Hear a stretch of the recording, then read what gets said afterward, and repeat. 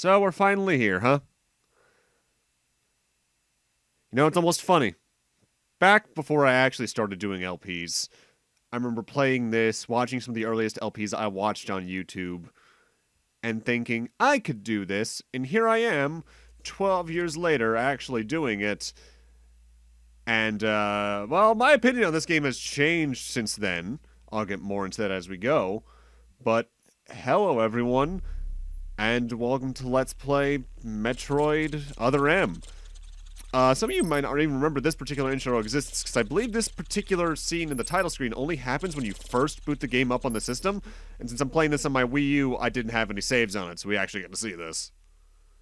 With that said, compared to other Metroid games, this game is notably chatty, so after we press 2 and enter the initial booting options menu, we're gonna have a relatively long cutscene for Metroid. I think we're at like 4 minutes long, so let's just lean back, sort of enjoy the show. All load times will be cut out starting for part 2, and let's see how this complicated mess begins.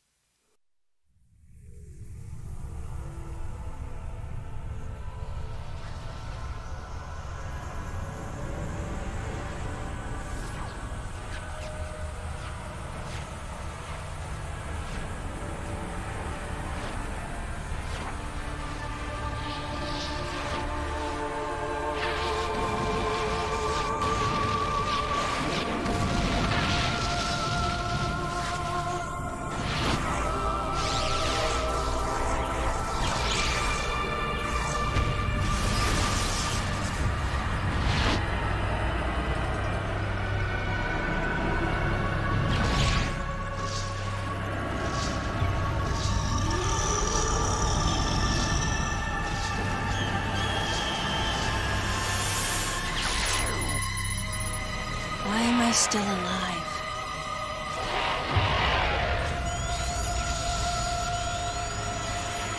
The baby.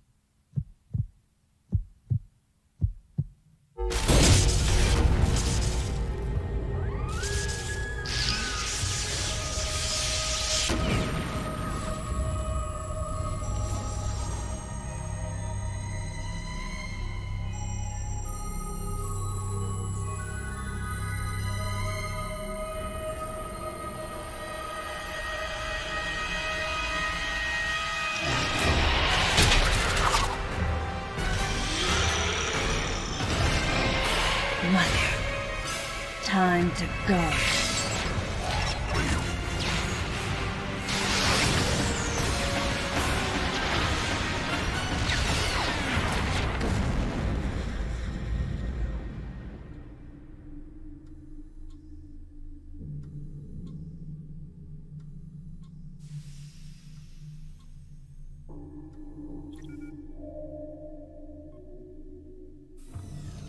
Okay, Samus. Everything's normal. I awoke to the familiar voice of a quarantine officer. Let's try sitting up, huh? Slowly now. A dream. I had been reliving the tragic moments of my recent past. Thanks to the hyper beam, which was given to me somehow by the baby, I laid Mother Brain to waste.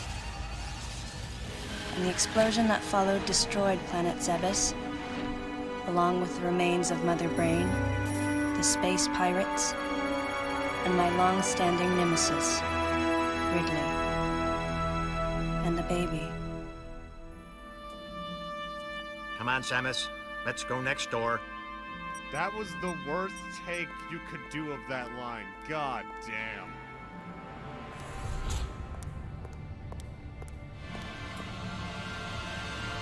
Right, let's get started.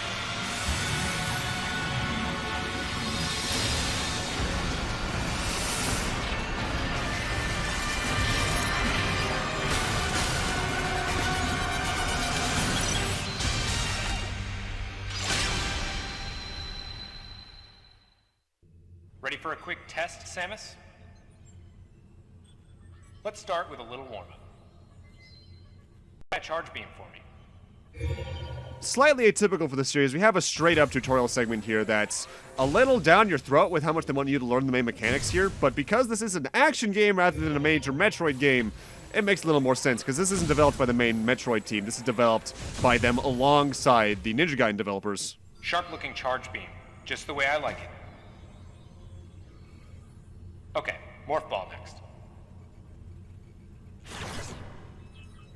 Go ahead and drop some bombs. Okay, get out of Morph Ball mode and return to normal. Perfect, Samus. Alright, stand in the middle of the room. Alright. Thank you for marking the square that's the middle of the room, I guess. What do you... Ow! Dicks! Surprised? Asshole!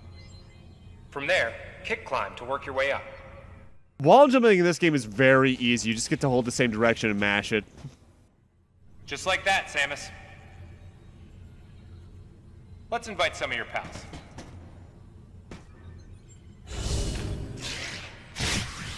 When it comes to enemy encounters, they're usually pretty simple because Samus's main mechanic is shooting, yes, but you just press the one button and she auto-aims on the closest enemy. You don't really need to worry about missing anything in normal combat.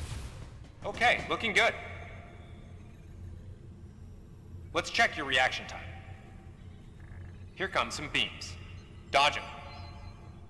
Sense move is more or less this game's which time to use a Bayonetta comparison. Okay. Those are the If you moves I press the remember. D-pad the moment you're about to get hit by something, you dodge out of the way. And that's good just for avoiding, but if you tap the one button right before you get hit, and then do a sense move, you automatically charge a full charge beam and can release it for really good damage. It's really good to spam this against bigger enemies in order to do a lot of damage very quickly against them. And trust me, you're going to get good at doing that by the end. Nice. Remember how that feels. Next, how about a missile test? Use concentration to replenish your missile supply. Concentration is a bit of a weird mechanic in that you only get missiles by doing this, which means you always have a max amount with you as long as you time using it well, but you always have to hold that remote up One of to your do pesky it. buddies is lurking here somewhere. Find him for me, huh? And now for one of the most controversial parts of the game's controls. First person, only activated by pointing the Wiimote towards the screen, because you only use the Wii Remote to control the game. But that said, it's Why alright. not say hello with a missile? I'm not an American. Oh wait, yes I am.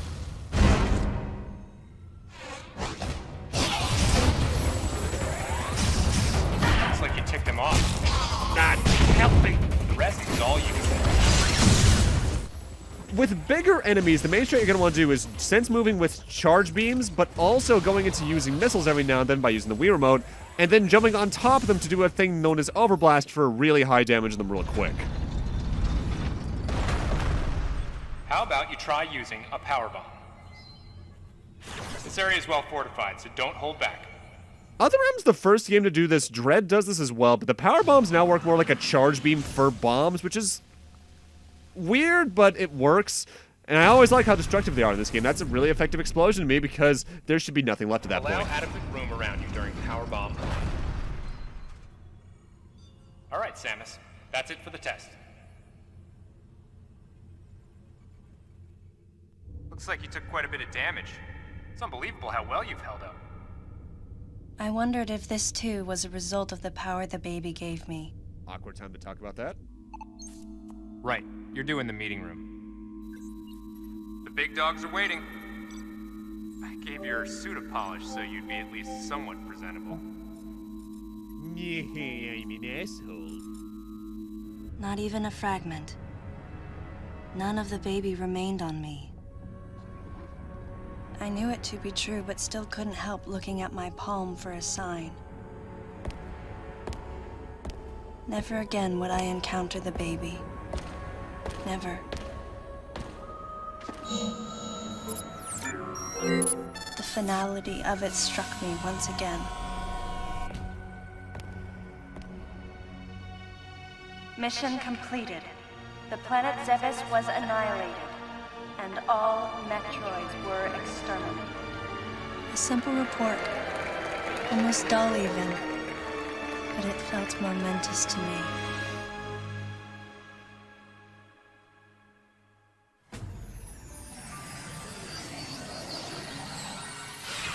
I don't know how much time passed since then. Days went by in their quiet way, and people's recollections of Metroids and space pirates grew nebulous over time, relegated to a past concern of the galactic communities. Nothing more than a faded memory. Codename Baby's Cry. A common SOS with the urgency of a baby crying. The nickname comes from the fact that the purpose of the signal is to draw attention. The signal was coming from a remote part of space. I altered the course of my ship as if this detour had already been part of my flight plan. Baby's Cry. It was as though it was crying specifically for me.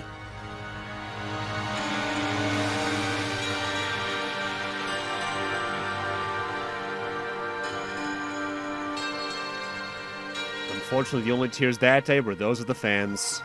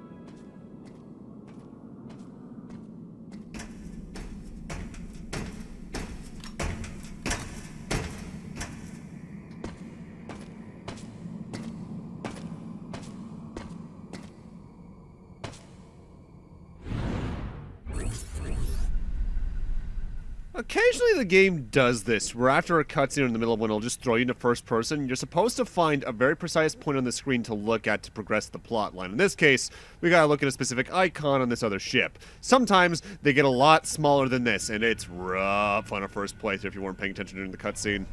Galactic Federation, huh?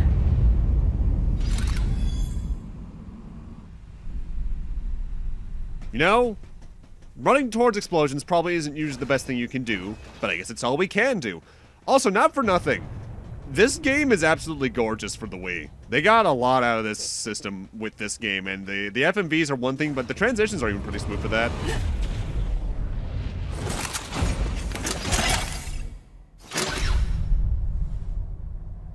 Ah, fancy meeting you here, princess. Remember me? Anthony. There's only one person who calls me princess. And that person is Anthony Higgs of the Galactic Federation Army. The light of this I've game. seen you since that last mission. Hey, and your buddy's here too. Adam Malkovich, a general in the Galactic Federation Army. Not only a trusted confidant, but also my former superior officer. The blight of this Yes, game. there was a time when I was enrolled in the Galactic Federation Army. And then I was young and inexperienced. As the result of a certain incident, I left Adam's command and set out on my path as a solitary bounty hunter.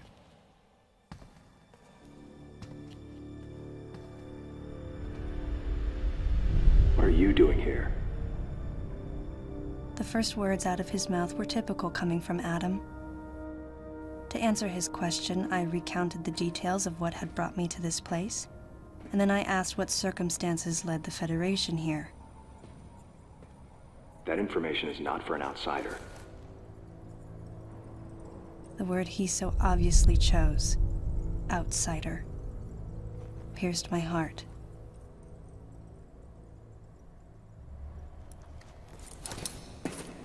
Commander, we're all prepped.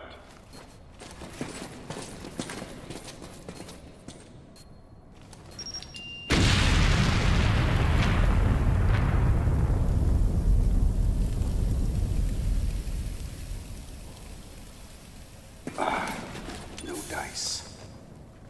I think our only option is to use the laser to slowly burn our way through. This is gonna take a while. The electrical system here is out, and we can't get the barrier wall to open. We tried using explosives, but it's tricky to pull off without collateral damage. What we need is some way to focus the power onto one centralized location.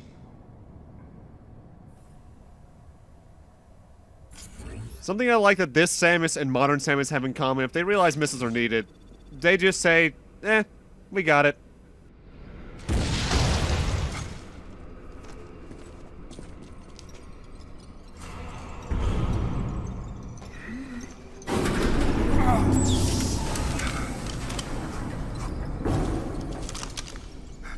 Let's go.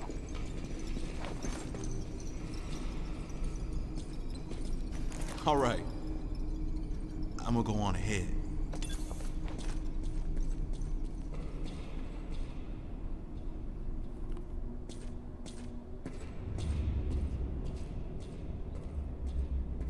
Adam hadn't authorized it, but I decided to remain on site for the sake of the others.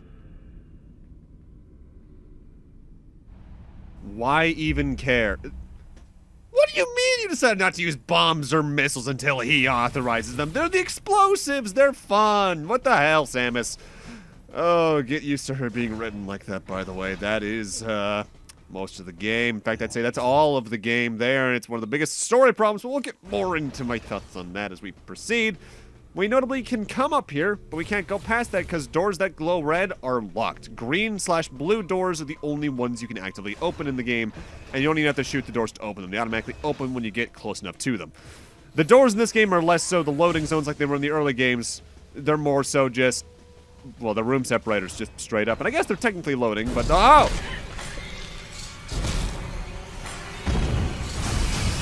I was talking about the doors, Bugs. What the hell? Also, you might notice I'm going to first person here.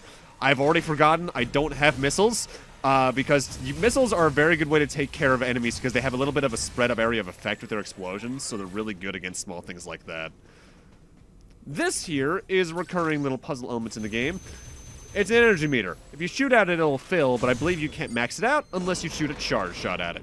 Which, by and large, you're going to be using charge shots for 90% of the game anyway, because they're the best way to take care of combat when they're not small bugs like the ones we just took care of. So, get used to charging your shots. Get used to hearing the sound effects it makes and holding down that one button. Now, I should say, the controls in this game can be a little awkward, in some regards. It really depends on the room. Like, holding the Wii remote forward is one thing for the first-person mode. But whenever you're not doing that, you're holding the game like an NES controller. The D-pad's how you move around. 1 is your fire, 2 is your jump. Which, that can work for games. It works for Mario Wii, for instance. But for a 3D game like this, the D-pad can be a little awkward. I never really notice it unless I actively pay attention to it, but it does get a little odd to use as the main control here and there. Thankfully, I find usually, like, her diagonal movement is sharp enough that I don't need to worry about it. This here is a terminal. Whenever you have a question on what something is, see if you can investigate it in first person, because that'll usually give you more information about it, including what items can destroy it. Terminals, you walk in front of, she uses them automatically. They're more or less just post-encounter keys. You need to open certain doors. Sometimes the thing you need to find in a room to open a door. We're going to be seeing that a lot. That door won't be opening back up until we get through story, I believe. But an important thing is noted here, because this is the first time it really happens. Whenever you find a door that gets locked, sometimes the solution is just to beat every enemy in the room. But also for beating every enemy in a room, a blue mark happens on the map. That is, if there's an item in a room, where an item is. So let's roll up and get the... I can't use bombs. Well, we'll get that energy tank later. Beating every enemy is a really good way to figure out if you've found everything or not. And by and large, very few items in the game are missable. I think only one item is really missable in the game. I think. I'll have to remember where that is, if it even exists. By and large, you don't need to worry too much. The game's items are very easy to find, and there's only a couple real nasty sorts of puzzles in the game, and even then, calling them nasty is a little bit of a stretch. This is going to be 100% LP, so we are doing everything, barring playing hard mode, and we'll talk about hard mode when we get to the credits. Something I do kind of like about this game's control, though. I like how the jump feels, something about its weight and the arc feels right. They do design every jump around it, though, so you can't really do much with sequence breaking. That's also, I believe, why the wall jump is limited to one wall, or two walls in this game, because they didn't want you potentially breaking anything. Not that it's really much of a threat to break in this game anyway, because we are going to be super railroaded by story. If you're wondering what I'm doing, I'm thinking I can get an item right now, but no, you can't get any items until after the next major plot event. Same with using this terminal. The power is down in this area. You can see a little yellow thing in the top right of the screen. That is another item we can get, but we can't get it yet, because to open it, we need to get to that and shoot it with a charge beam, but there's glass in the way, and, well, your shots reflect off glass in this game, so we're gonna have to ignore that. This here is a navigation booth. It's our save platform. There's a lot of these placed throughout the game, and they serve more than just the purpose of saving. Data recording. Restoration sequence activated. Sequence complete. Process successful. There's a couple of other purposes to save rooms. I'll be talking about the major one when we get to the first one that really does it.